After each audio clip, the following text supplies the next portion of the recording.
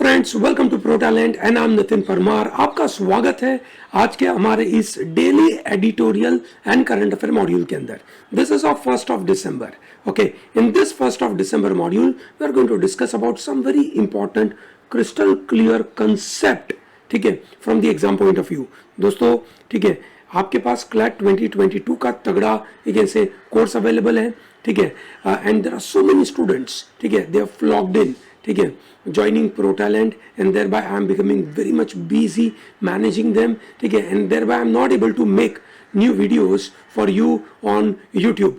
But don't worry, possibly in a day or two I'm जैसे मैंने last week बताया था, I am able to manage lot of activities, ठीक है, and I will be in a position to make good quality videos for you. Let's start to talk about this farm law bill being repealed without any debate. भाई चालू debate बगैर किया था तो बंद भी डिबेट बगैर होगा, सही बात है, ठीक है। एनीवे पूरे इंडिया में मुझे लग रहा है कि जब फार्मर्स इतना ज़्यादा प्रोटेस्ट कर रहे थे तो पूरे इंडिया के जितने भी एमपीज होंगे वो एमपीज में से किसी को भी इसके खिलाफ कुछ बोलने की आवश्यकता नहीं होगी, और यहाँ पे इन्होंने डिबेट डिनाई करके इसको रिपील कर दिया। रिपील का मतलब है कैंसिल कर देना। हावेवर आपको पता होगा ये जो 3 फार्म बिल थे, ठीक है, वो सुप्रीम कोर्ट ऑलरेडी उसके ऊपर स्टे लगा चुका था। Now they have clearly repealed. Guru Nanak जयंती के दिन 19 नवंबर मोदी साहब ने टीवी पे आके अनाउंस कर दिया, and now on you can से 29th of November मोदी साहब ने रिपील कर दिया, ठीक है। However the speaker did not allow any kind of debate on it. Now the point here is something very important from the exam point of view which you have to understand is कि ये तो repeal कर दिया। कौन से 3 bill थे? Farmer produce trade and commerce promotion and facilitation act 2020, number 2 farmer empowerment and production agreement and price assurance, ठीक है, and farm services act 2020 and essential commodities act you can say amendment act 2020। इन 3 को इन्होंने you can say खारिज कर दिया। Still farmers are not going away. One farmer was demanding, ठीक है, सबसे इंपॉर्टेंट पॉइंट ये था कि फार्मर ये डिमांड कर रहे थे कि आप टीवी पे आके बोले हैं वो में नहीं चलेगा, you have to come in the parliament and repeal it. So उनकी पहली डिमांड तो फुलफिल हो गई। Now they have 2 more demands, which is number 2, saying that we need MSP. Yes or no? We need the legal basis for MSP. दोस्तों आपको पता होना चाहिए कि MSP का कोई लीगल बेसिस है कि नहीं, ठीक है। ये अगर आपके दिमाग में बैठ गया तो बहुत अच्छी बात है। दोस्तों MSP is known as minimum support price, ठीक है, जो सेंट्रल गवर्नमेंट या स्टेट गवर्नमेंट उसको प्रोक्योर करता है फार्मर से, ठीक है, एक पर्टिकुलर प्राइस के ऊपर वो प्रोक्योर करता है। इसका कोई लीगल बैकिंग है क्या? एक भी नहीं, ठीक है।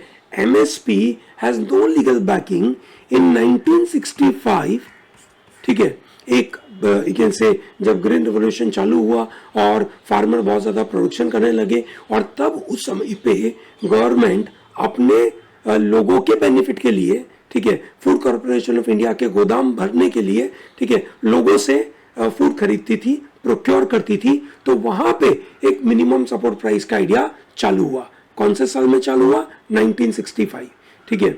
ओके, CACP नाम की एक संस्था है, ठीक है, जो रिकमेंड करती है, ठीक है, इकोनॉमिक कमीशन को, कैबिनेट कमिटी ऑन इकोनॉमिक्स को रिकमेंड करती है, और उसके द्वारा वो अप्रूवल देकर MSP लगाते हैं। मतलब कोई लीगल बैकिंग नहीं है। ये CACP भी कोई लीगल बॉडी नहीं है, कोई स्टैट्यूटरी बॉडी नहीं है, मतलब कोई लीगल बैकिंग नहीं है, except sugar cane comes with a different you can say act, और वहां पे MSP का एक स्टैंडर्ड रूल है। ओके, ठीक है। तो भैया आपको ये तो पता चल गया कि MSP का कोई लीगल बैकिंग नहीं है, and that is what farmers are demanding. Their demand number 1 is we need legitimacy for MSP. हमें लेजिटिमेसी चाहिए, ठीक है। हमें क्या चाहिए? लेजिटिमेसी चाहिए। चलिए बहुत अच्छी डिमांड है इनकी, देना मतलब एक तरीके से क्यों इनकी रिक्वायरमेंट है ये भी समझ लेते हैं दोस्तों। 1965 में हमने एमएसपी का सिस्टम चालू करा, ठीक है, but that MSP system is not common for everyone, ठीक है भाई, हमारे यहाँ पे ये कॉमन सिस्टम नहीं थी, it was not a common procurement, ठीक है, and it is not equal for everyone, ठीक है, every state had their own role and there by north eastern state में एमएसपी नाम की कोई मतलब भनक भी नहीं है, उन फार्मरों को एमएसपी क्या होता है वो पता भी नहीं होगा। However north western farmer which is Punjab Haryana, ठीक है, और northern farmer like UP Bihar, ठीक है, उनको पता है and they have gained lot of benefit of MSP, while southern states में से कुछ states को benefit हुआ, while western states में से MSP का कोई benefit हुआ नहीं, ठीक है, ओके, सो कोई common procurement है था नहीं, बहुत बार market prices were even going down below the procurement prices, so which means some people because MSP वहां पे चल रहा है, ठीक है, उनको बेनिफिट हुआ क्योंकि मार्केट प्राइस काफी कम थी, उससे ज्यादा प्राइस मिली उनको, ठीक है, और कुछ कुछ जगह पे जब एमएसपी सिस्टम ही नहीं थी, ठीक है, उनको कोई बेनिफिट हुआ नहीं, ठीक है, तो फार्मर का डिमांड है that we need legitimacy of MSP and that is same across the country, ठीक है, that is their one demand.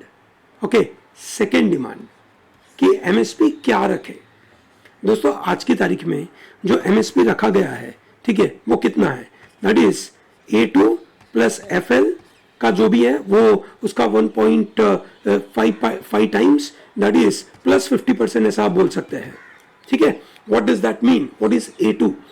A2 का मतलब है explicit agriculture cost to a farmer, farmer को जो एक्सप्लिसिट एग्रीकल्चर कॉस्ट हुई which is basically farm produce करने के लिए उसको जो कॉस्ट लगी, raw material that is seeds का, ठीक है, पानी इलेक्ट्रिसिटी का, ठीक है, और फर्टिलाइजर्स का, ठीक है, इन सब की जो कॉस्ट लगी वो कॉस्ट, ठीक है, plus FL which is family labour. दोस्तों the entrepreneurship the farmer provided to you can say produce that farm item. आप और मैं तो फार्मिंग कर नहीं रहे ना, ठीक है, शायद आप कर रहे होंगे, मैं तो नहीं कर रहा, आप में से कुछ लोग जो ये वीडियो देख रहे हैं वो फार्मिंग कर रहे होंगे, ठीक है पर आप एंटरप्रेन्योरशिप दिखा रहे हो वहां पे, ठीक है, सब लोग तो नहीं दिखाते, तो जो एंटरप्रेन्योरशिप दिखाते हैं, फैमिली लेबर करते हैं, वो भी कॉस्ट इसमें इंक्लूड करी गई और वो कॉस्ट का जो टोटल कॉस्ट हुई उसका 1.5 times is the MSP। Okay, that is how the idea is. While the farmers are demanding that we need C2, ठीक है, plus 50%। In A2 plus FL, you have not counted lot of other cost. So we want comprehensive cost to be counted. What do you mean by comprehensive cost? ठीक है, आपने देखा होगा यहाँ पे हमने बात करी explicit cost, but certain cost like the loan taken by the farmer not included, insurance you can say taken by the farmer, that cost is not included, yes or no, logistic cost is not included, बहुत सारी ऐसी cost included नहीं है, in fact जो land farmer की है वो land की कॉस्ट भी इंक्लूडेड नहीं है। फार्मर की जो लैंड है, ठीक है, वो लैंड का ऊपर जो भी एक तरीके का यूज किया गया उसका रेंट लगना चाहिए या जो भी, कुछ इंक्लूडेड नहीं है, and there by farmers are demanding that is to be included. ये दो इनकी डिमांड है, ठीक है, ये दो इनकी डिमांड है, ठीक है। However across the newspapers there is a discussion happening कि ये जो MSP स्टैट्यूटरी MSP है वो एक डिजास्टरस आइडिया है और अगर इसको हमने फॉलो करा तो बर्बादी हो जाएगी। इनफैक्ट आज ही टाइम्स ऑफ इंडिया में, ठीक है, हमारे जो चीफ इकोनॉमिक एडवाइजर है उन्होंने भी एक मजेदार सा आर्टिकल लिखा कि क्यों MSP should not be there और अगर MSP होगा तो क्या बर्बादी होगी। हाउएवर, ठीक है, आज हम इतना समझते हैं कि MSP, ठीक है, का फार्मर्स का डिमांड क्या है। कल हम एडिटोरियल सेशन में ये बात समझेंगे कि ये गवर्नमेंट की तरफ से क्यों ये डिजास्टरस आइडिया लग रहा है, ठीक है, और क्यों बहुत सारे अखबार वाले भी इसको डिजास्टरस आइडिया बोलकर बोलते कि गवर्नमेंट को MSP लीगलाइज नहीं करना चाहिए, ठीक है। हम उस बात को समझेंगे, आज समझना इतना था। क्या समझना था, ठीक है, चलिए वापस समझते हैं। दोस्तों आज समझना यह था कि पार्लियामेंट में 3 यू कैन से जो फार्म लॉ थे वो हमने रिपील कर दिए. However farmers are not happy, they have in their own demand. ठीक है, तो उनकी डिमांड क्या है? उनकी डिमांड 2 है. लेजिटिमाइज द एमएसपी, उसको लीगल बैकिंग कर दीजिए. और नंबर 2, एमएसपी की प्राइस सब जगह पे कॉमन कर दीजिए. Not only when government purchases it but even the common people like you and me, when we are purchasing this has to be the price. आज ऐसा नहीं है, समझिए. आज आप और मैं जब मार्केट में सामान खरीदने जाते हैं, ठीक है, हमें कोई चीज सस्ती भी मिलती है, वो एमएसपी के ऊपर प्राइस पे नहीं मिलता है. ठीक है, पर फार्मर्स का डिमांड है कि भाई it should turn out to be MSP ही, और एमएसपी का ये नंबर होना चाहिए.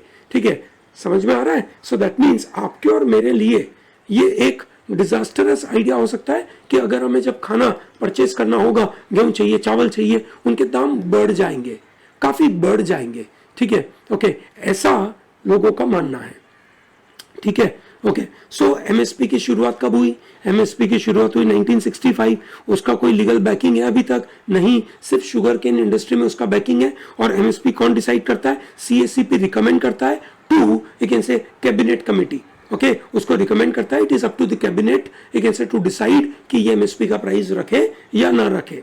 आई think that's very clear. It's a crystal clear in your mind. Okay, और पूरे इंडिया में it's not a common procurement process. State wise, centre wise अलग अलग होता है. And now they are demanding it has to be legitimate, it has to be common across the state. Even private people are purchasing और even the state is purchasing, the price remains same. This is what their demand is. I hope it is very clear. Clear? चलिए, great. कल हम argument देखेंगे कि क्या government का argument है इसके बारे में. ओके, चलिए आगे बढ़ते दोस्तों. कोरोना वायरस का एक नया वेरिएंट एक तरीके से बड़ी परेशानी कर रहा है. इसको बोलते हैं वायरस ऑफ कंसर्न. ठीक है, variant of concern, not virus but variant of concern, which is known as Omicron. ठीक है दोस्तों, ये Omicron word came after this alpha, beta, you can say gamma, kappa, है ना, डेल्टा, ये सब अलग अलग तरीके के आए थे. और उसके बाद आना चाहिए था, ठीक है, म्यू, ठीक है ना, न्यू, शी, उसके बाद आया था ओमी. तो हमने बीच में सब कुछ मतलब स्किप कर दिया. ठीक है, क्यों स्किप करा, इसका ओमिक्रॉन नाम क्यों पड़ा और ये रिस्की क्यों है, पहले समझते हैं. I am sure all of us understand mutation. Mutation means changing. Okay, mutation is changing. So there are mutant. X Men नाम की मूवीज आपने देखी होगी, वहां पे म्यूटेंट्स होते थे. Mutant are the change agents. उनकी बॉडी में डीएनए में कोई चेंज हो गया और जिसकी वजह से, ठीक है, दे आर वेरी डिफरेंट. ठीक है, जैसे आपने अभी रिसेंटली कोई एक कैट देखी होगी, बिल्ली देखी होगी जिसके 2 कान थे. ठीक है, यहाँ पे 2, इधर 2. ठीक है, मतलब 4 कान वाली बिल्ली. क्यों? क्योंकि उसमें म्यूटेशन हुआ था, उसमें चेंज हुआ था और डीएनए के अंदर बदलाव होकर. तो सिमिलरली वायरस अपने आप को बचाने के लिए, अपने आप को सरवाइव करने के लिए बदलता रहता है. हाउएवर वो बहुत तेजी से तो नहीं बदलता. जितना तेजी से बाकी वायरस बदल रहे उतना तेजी से ये कोरोना वायरस बदल नहीं रहा है. हाउएवर बदला है. ठीक है, जैसे फॉर एग्जांपल आपका alpha virus which came from UK. Okay, then you got, you can say this is beta virus, है ना, which came from South Africa. ठीक है, ये यूके से आया, ये साउथ अफ्रीका से आया. Gamma came from, you can से, ब्राजील. ठीक है, and delta virus came from India. India का ये देन है, मतलब हमने थोड़ी बनाया, मतलब हमारे यहाँ पे म्यूटेट हुआ, हमारे यहाँ पे पहला पाया गया. ओके, अभी जो नया यू कैन से पाया गया उसमें से एक है variant of interest which is called mu. Okay, तो म्यू नाम का जो वायरस था उसका नाम था B.1.621. ठीक है, this has found in Colombia in 2021. उसके बाद एक और यू कैन से आया which is known as lambda. ठीक है, लैम्डा. ओके, सो दोस्तों लैम्डा आपने सुना होगा बचपन में साइंस की पढ़ाई के दौरान. ठीक है, it is known as C37. ठीक है, which was emerged in Peru. ठीक है, and now we have this, you can say, lambda के बाद आना चाहिए था you can say Nu and Xi. Nu हमने इसलिए नहीं लिया क्योंकि ये थोड़ा कंफ्यूज, WHO ने इसलिए नहीं लिया क्योंकि न्यू नाम का वायरस, मतलब न्यू यू कैन से वेरिएंट न्यू वेरिएंट बोलते तो कंफ्यूज हो जाते, लोगों को लगता कि न्यू होता, ठीक है। तो ये कंफ्यूजन ना हो इसकी वजह से उन्होंने न्यू नहीं लिखा। और she which is a very prominent surname in China, बहुत ही फेमस सरनेम है, including the president of China, ठीक है। तो एक तरीके से कल्चरल सोशली लोगों को डिस्क्रिमिनेट करेगा और इसकी वजह से शी नाम नहीं रखा और इसकी वजह से ग्रीक अल्फाबेट ओमी, ठीक है, उसके अंदर उन्होंने डाल दिया and that's how the name is called Omicron. दोस्तों ओमिक्रॉन जो you can say वायरस है दैट इज B.1.1.529, ओके, ये उसका वेरिएंट है। इट इज WHO ने बोल दिया it has a very high global risk.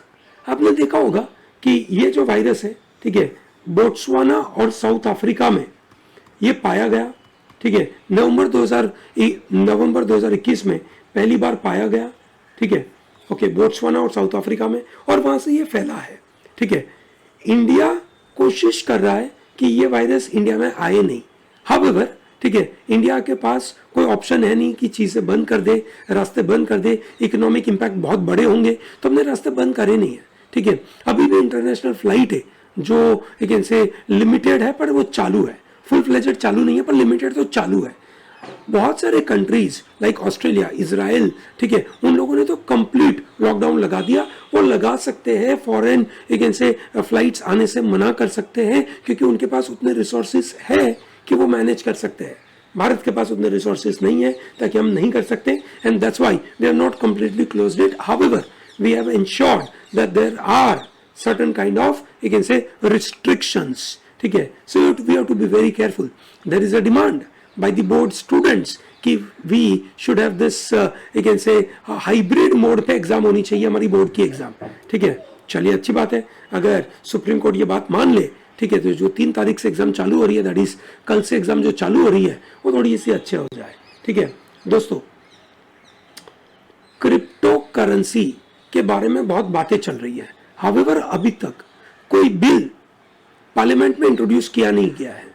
However 5 साल हो गए, आरबीआई ने कुछ साल 5 साल पहले ये बोला था कि crypto currency are very concerned scenario and we have to be very careful, ठीक है, about it, and RBI has become very much adamant about it. दोस्तों आपको पता होना चाहिए RBI is a central bank of India. It has no mention in our constitution of India. It is being developed with the help of a parliament law. तो RBI directly is coming through a kind of law. It is a statutory body. It is not a constitutional body. ठीक है, बिल्कुल याद रहेगा सबको. It is a statutory body. RBI is a statutory body. It is not a constitutional body. Constitution में नहीं है.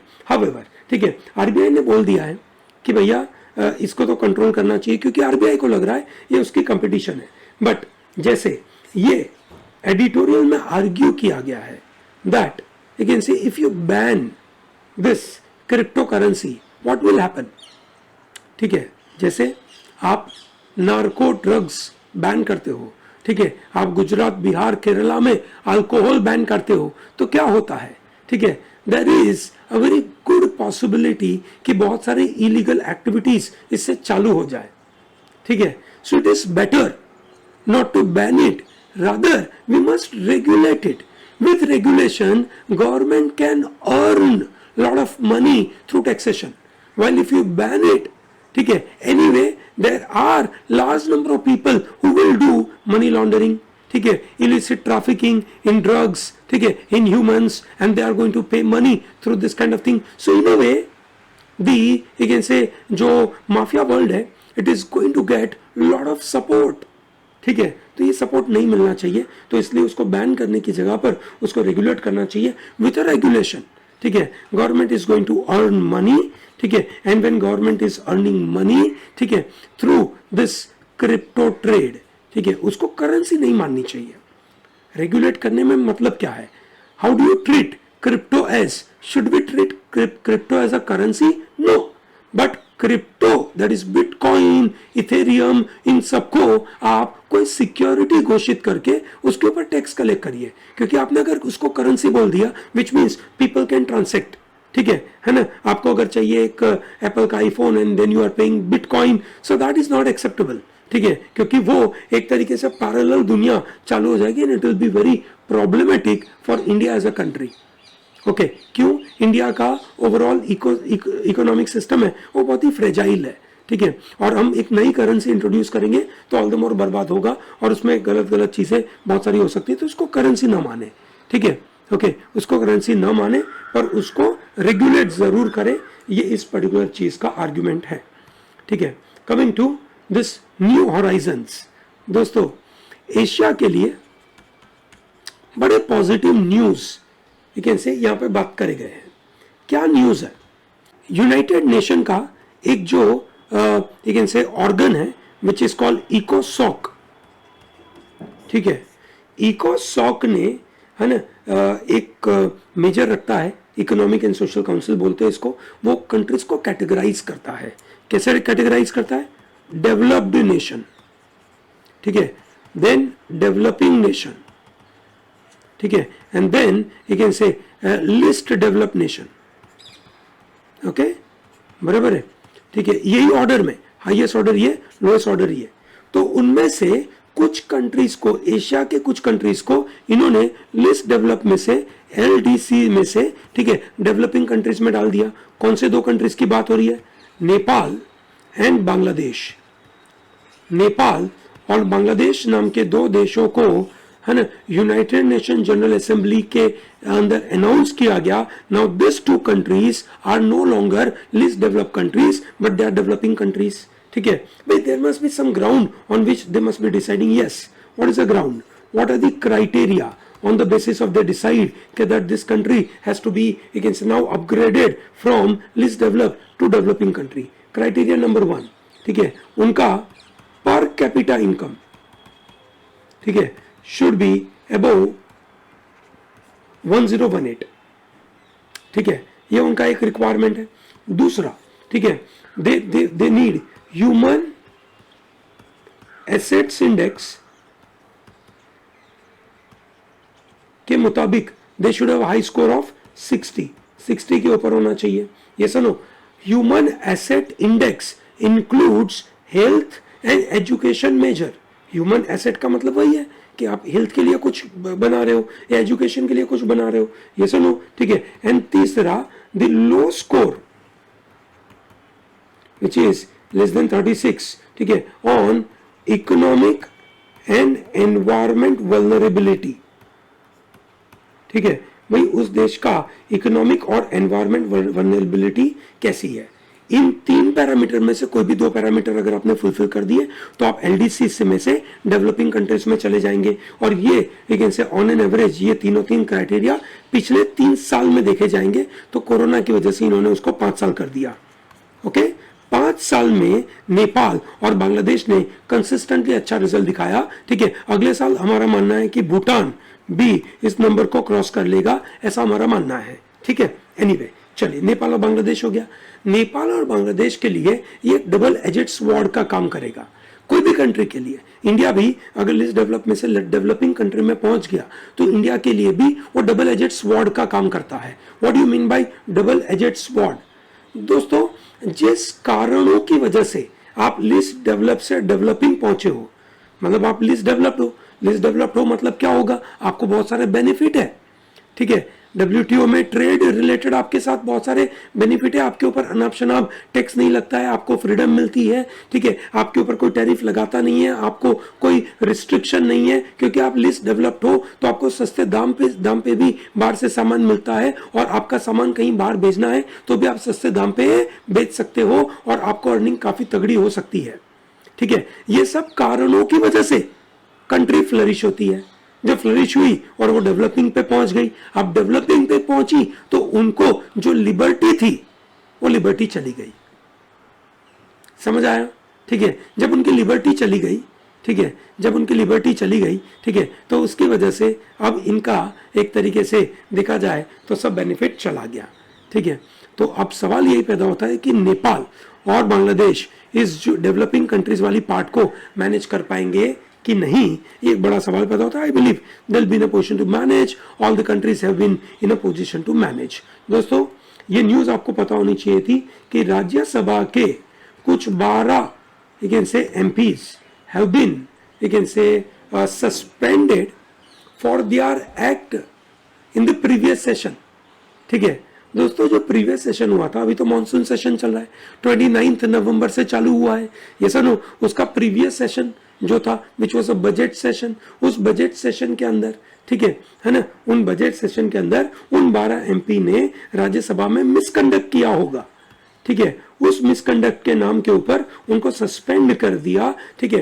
तो जो लीडर ऑफ से राज्यसभा है, leader of house of Rajya Sabha, ठीक है, मिस्टर पीयूष गोयल, उन्होंने आके बोला कि अगर वो लोग अपोलोजाइज करेंगे तो हम उनको उनका सस्पेंशन हटा देंगे। While leader of opposition party, ठीक है ना, leader of opposition party mister Mallikarjun खड़गे, ठीक है, वो भाई साहब बोलते हैं कि ये मतलब उन्होंने एक टेक्निकल ग्राउंड के ऊपर सस्पेंशन किया है विच इज इलीगल, ठीक है, तो होना नहीं चाहिए, ठीक है। पर ठीक है, क्या ग्राउंड पे किया, we not really bothered as of now, but what we must know, this news छोटी सी न्यूज थी पर काम की है। अब एक बहुत महत्वपूर्ण news which is about right to freedom of speech and expression, ठीक है। मुनव्वर फारूकी, ठीक है, जो एक कॉमेडियन है और वो यूट्यूब के ऊपर काफी एक इनसे ज्यादा पॉपुलर है, उनके जो एक इनसे सब्सक्राइबर ग्रुप है वो काफी बड़ा है, उनके एक इनसे सटायर का लेवल भी एक रिजनेबल लेवल का है, मुझे लगता है कि सही है, ठीक है, उनका सटायर का लेवल भी एक अच्छे लेवल का है, ठीक है, काफी यंग चैप है, ठीक है, फिर भी समझ का लेवल बहुत बड़ा है, ठीक है।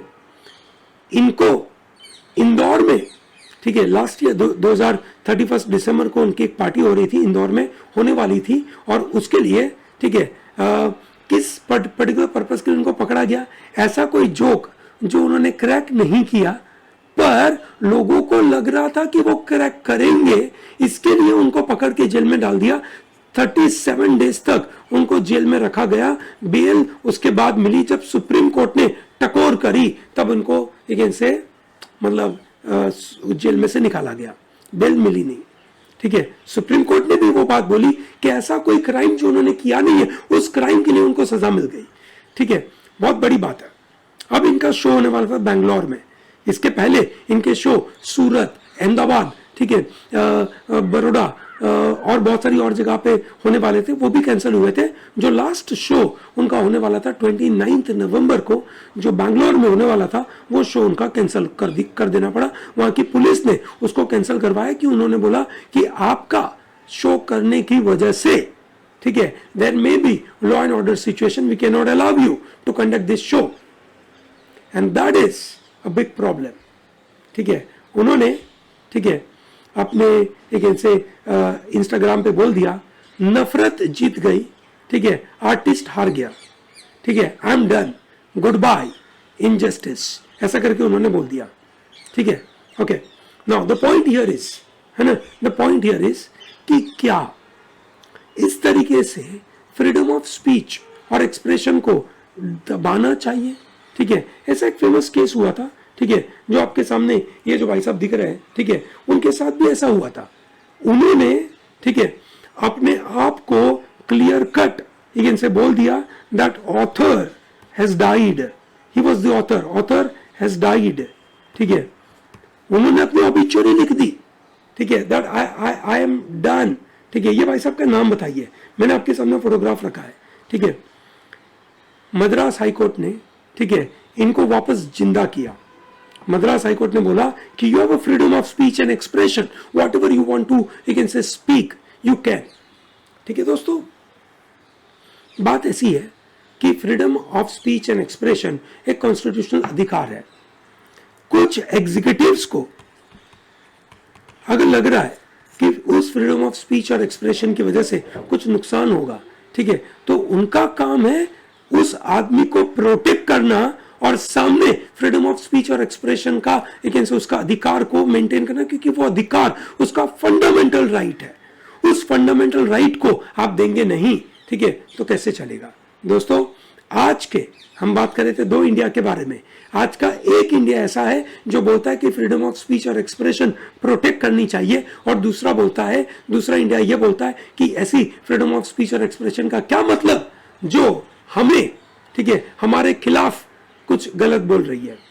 क्या बात करें इस बात के बारे में? मुझे लगता है कि हमें हमारी डेमोक्रेसी को, हमारे एक ऐसे डाइवर्सिटी को डिफेंड करना चाहिए, हमारे डायलॉग को डिफेंड करना चाहिए, कम्युनिकेशन को ऑन रखना चाहिए। इस तरीके से लोगों के जो डिसेंटिंग लोग हैं उनके विचारों को दबाना नहीं चाहिए। अगर ऐसे दबाएंगे, ठीक है, तो फिर जब ये स्प्रिंग की माफक उठेगा तो क्या ही बर्बादी हो जाएगी। क्या सोचे दोस्तों, हमने करीबन 24 नवंबर को ये न्यूज सुनाई थी आपको, the Swedish prime minister resign on the first day of coalition collapses, ठीक है, उनका नाम था, ठीक है, she was basically from you can say green party, prime minister, पहली you can say female prime minister Sweden की बनी, which is called Magdalena Andersson, ठीक है, Magdalena Andersson. Now she survived, उन्होंने रिजाइन कर दिया, वापस उनकी पार्टी ने उनको बोला कि नहीं आप यू कैन से पीएम बनिए, ठीक है, and she continued to become PM, which means अगर आपको एग्जाम में सवाल पूछा जाए कि who is the first female prime minister, so that is called Megadalena Anderson, she quit within 12 hours of becoming PM, and later on she once again you can say put to the post. Okay, चलिए great दोस्तों, एक बहुत महत्वपूर्ण you can say बात होती है जब हम डिस्कस करते हैं फेल्ड स्टेट के बारे में। What do you mean by failed state? Failed state मतलब ऐसा देश, एक ऐसी सोसाइटी जो फेल हो चुकी है। स्टेट एज इन सोसाइटी से ही बना है ना, सोसाइटी का अपग्रेडेड वर्जन हो गया स्टेट, जहां पे रूल्स रेगुलेशंस है, ठीक है। हम बात करें उस रूल्स और रेगुलेशन में जब स्टेट फेल हो चुका है, ऐसे फेल्ड स्टेट से नुकसान किसको होता है? सबसे पहला नुकसान उसी स्टेट में रहने वाले लोगों को होता है, और उसके बाद नुकसान होता है उसके आजू बाजू नेबरिंग कंट्रीज को। ये सुनो, सो आज हमारा एक neighbouring country called Afghanistan which is known as failed state. क्यों? अगस्त 2021 में जब तालिबान अफगानिस्तान के पूरे कंट्रोल में आ चुका, ठीक है, मतलब तालिबान ने अफगानिस्तान को पूरा अपने कंट्रोल में ले लिया, ठीक है, तो तालिबान अभी भी वहां अपनी लेजिटिमेसी दिखा नहीं पा रहा है, क्योंकि बहुत सारे countries have not approved, have not legitimized Taliban as a government of Afghanistan. सही है, विच मीन्स वहां लेजिटिमेसी डिराइव नहीं हो रही है, which means it's a failed state. उसको कहीं ना कहीं टैक्स लेने का, लोगों अलग अलग कंट्रीज के साथ बिजनेस करने का कोई अधिकार नहीं है, ठीक है। ऐसे फेल्ड स्टेट से इंडिया या कोई भी नेबरिंग कंट्री डरेगा, इंडिया डरता है, और इसीलिए इंडिया ने न्यू दिल्ली डिक्लेरेशन किया, एक डायलॉग करा, national security advisers of some around 14 countries, ठीक है, they have come together, they discuss क्या करना चाहिए, कैसे करना चाहिए। However, एक बड़ा मुद्दा, ठीक है, पिछले कुछ दिनों से बाहर निकल के आ रहा था, उसका तगड़ा यहाँ पे एनालिसिस किया गया है।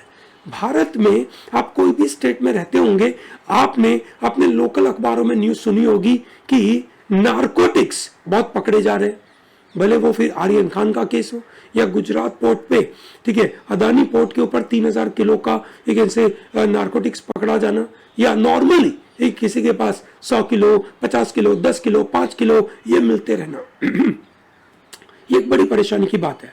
आता कहां से है? अफगानिस्तान से आता है। अफगानिस्तान का ये 5वां कंसेक्यूटिव ईयर है जहां पे इन्होंने 6000 टन से ज्यादा ओपियम प्रोड्यूस करते हैं। दोस्तों, इतना ज्यादा ओपियम प्रोड्यूस करना, और वो भी ये पूरा इलीगल प्रोसेस के द्वारा बिकता है। पूरे इंटरनेशनल फोरम में कुछ ही कंट्रीज है जो नारकोटिक्स को, ठीक है, मैरिजुआना या ओपियम को वो थोड़ा सा लीगल मानती है। ज्यादातर इंटरनेशनल कंट्रीज उसको लीगल नहीं मानती है, वो मानती है कि सोसाइटी के लिए बहुत बुरी बला है, और इसकी वजह से उसको वो बैन करके रखती है। कुछ ही देश है, यूरोपियन कुछ देश हो गए, अमेरिका, कनाडा कुछ हो गया, लिमिटेड ओपियम वहां पे लीगल है। हावेवर पूरा वर्ल्ड तो मानता नहीं है, विच मीन्स नारकोटिक्स सब जगह पे बैंड है। मतलब अगर यहाँ पे नारकोटिक्स मतलब ओपियम पैदा हो रहा है तो ये सब जाएगा कैसे? पूरे वर्ल्ड में फैलेगा। कहाँ फैलेगा? It is going to spread ठीक है, it is going to spread in varieties of the illegal routes. दोस्तों, Afghanistan, Pakistan and Iran, they are known as golden crescent, ठीक है। वेल, गोल्डन ट्राइंगल ये आपका लगता है यहाँ पे लाओस, ठीक है, थाईलैंड एंड यू कैन से मलेशिया वाला रीजन, ठीक है, उसको बोलते हैं गोल्डन ट्राइंगल। ओके, वहां पे भी तगड़ी ओपियम की यू कैन से खेती होती है, ठीक है। दोस्तों, ये ओपियम, ये गोल्डन है। ओके, ये जो ओपियम 6000 टन से ज्यादा पर एनम ये लोग बनाते हैं, ठीक है, उससे इलीगली तालिबान को सालाना कितना पैसा मिलता है? Taliban is able to earn सालाना $400 million, which is huge. Okay, 2018-19 से, ठीक है, उनको करीबन $400 million का फायदा हुआ है सालाना, ठीक है, which means they whatever the money Taliban needs for running the show, some percentage, and that's a huge percentage of money, is coming through this opium, and thereby they are going to continue on this. So as a failed state, ठीक है, comes with narco state, and that is supported through terrorism, ठीक है, it is a recipe for disaster for a country like India. India के लिए बड़ी परेशानी की बात है, हमें एंगेज करना पड़ेगा, ठीक है। इसका एक ही सॉल्यूशन है, अफगानिस्तान में लेजिटिमेट गवर्नमेंट लगाओ, और कोई सॉल्यूशन नहीं है। अगर हमें इस ओपियम के बिजनेसेस को रोकना है तो अफगानिस्तान में लेजिटिमेट गवर्नमेंट लगाओ, उसकी डिमांड, उसके बारे में बातें यूनाइटेड नेशन और सब जगह करनी पड़ेगी। ये सुनो, नहीं तो हालत खराब होने वाली है। दोस्तों, एक वर्ड थोड़ा सा न्यूज में आया था, ठीक है, तो हमने सोचा कि इसके ऊपर बात कर लेते हैं। दोस्तों, gerrymandering is a word, ठीक है, which came in the news recently because across, you can say, USA, ठीक है, they are going for gerrymandering. Okay, now what is gerrymandering?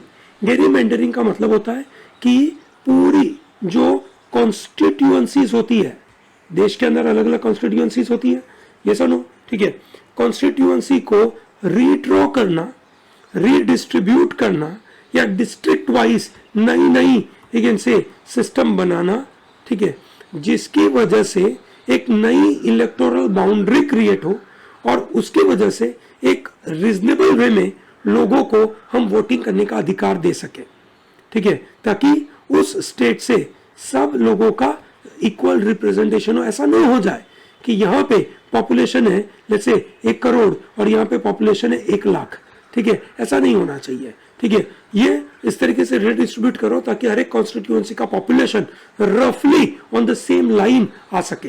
That is how the idea is. Okay, that is what the gerrymandering is.